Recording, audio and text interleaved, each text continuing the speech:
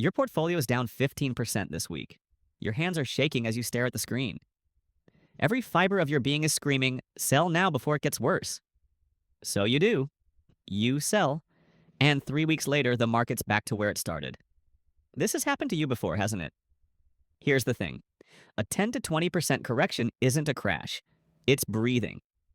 According to JP Morgan's analysis of market data since 1980, the S&P 500 experiences an average intra-year decline of 14% every single year.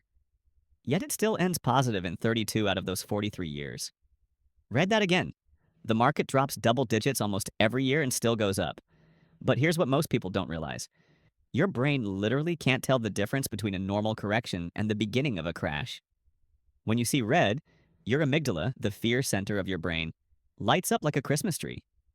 It's the same response whether you're down 15% or 50%. Your body doesn't know this is normal. It just knows you're losing money and it wants to make it stop. Let me give you a concrete example.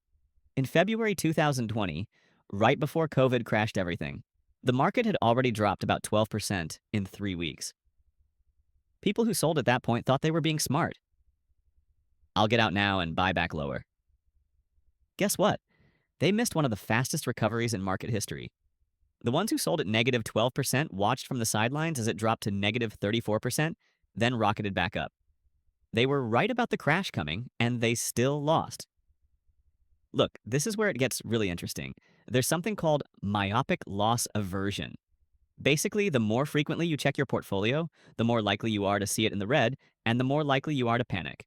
A study from Caltech found that investors who check their accounts daily were 50% more likely to sell during normal volatility compared to those who checked monthly. Now you might be thinking, but what if this time it really is different? What if this is the big one? Here's the psychological shift you need. Corrections are the price of admission, not a warning to leave. If you can't stomach a 15% drop, you don't belong in stocks. Period. That's not me being mean, that's math.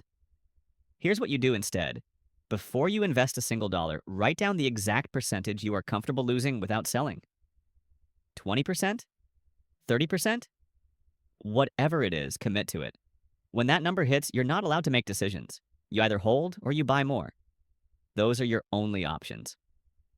The difference between investors who build wealth and investors who stay broke isn't intelligence.